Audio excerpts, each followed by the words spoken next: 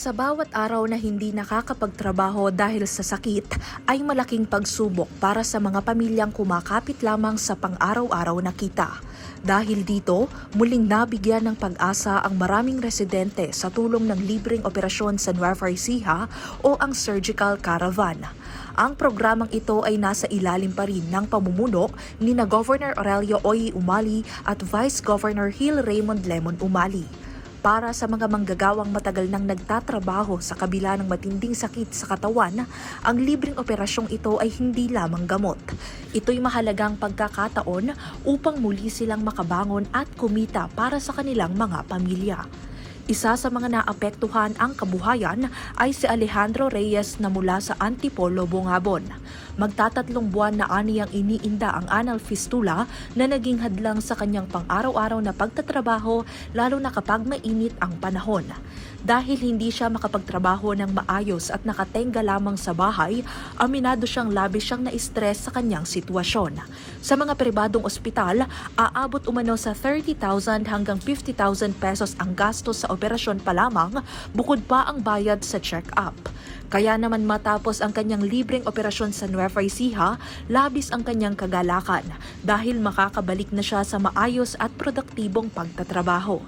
Gob, maraming salamat po sa inyong programa at ako po ay inyong matutulungan sa aming karamdaman. Sana po marami pa kayong matulungan mahihirap sa tulad ko. Ganito rin ang naging karanasan ni Lester Cajuco mula sa Curva, Bungabon na nagtatrabaho bilang isang butcher. Ilang taon aniyang tinitiis ang complex fistula in ano na nagpapahirap sa kanyang pag-upo at humahapdi kapag siya ay pinapawisan habang nagtatrabaho. Gob, thank you po sa libreng surgery po, siya sa check-up po. Bukod sa mga manggagawa, malaking tulong din ang programa upang hindi na lumalapa ang karamdaman ng ibang residente na pwedeng makasagabal sa kanilang pang-araw-araw na pamumuhay. Sa loob ng 17 taon, tinitiis ng asawa ni Bina Santos ang bukol na nagsimula lamang sa simpleng pigsa bago ito naging cyst. Kwento niya nang lumaki ito ng husto, umabot sa halos 25,000 pesos ang singil ng pribadong ospital para sa operasyon ng kanyang asawa. Ngunit dahil sa tulong ng pamahalaang panlalawigan, hindi na kailangang mangutang ng pamilya ni Bina para sa operasyon. Ayun po, malaking pasasalamat po namin at may pa ganito po si Gob Umali, napakalaking bagay po sa amin. Hindi na po kami mangungutang pang pa-opera. Samantala, ipinatuli naman ni Teresita Andrada mula sa Gabaldon ang kanyang anak upang maiwasan ang paulit-ulit na urinary tract infections dahil sa phimosis.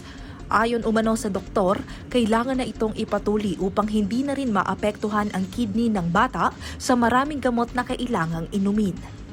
Malaking tulong po sa amin dahil imbis na yung ipang gagamot na ipambibili ng gamot, libre na, pang kakain na lang, pambibili na lang po ng pagkain. Kaya malaking bagay po sa amin itong libreng caravan ni Gob.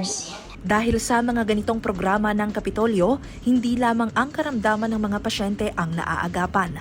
Nababawasan din ito ang alalahanin sa buhay ng mga mamamayang mas nangangailangan sa lalawigan. Kasama sina Jeremy Ramos at Jerome Tiquia, ako po si Carmel Joy Miguel, nag-uulat.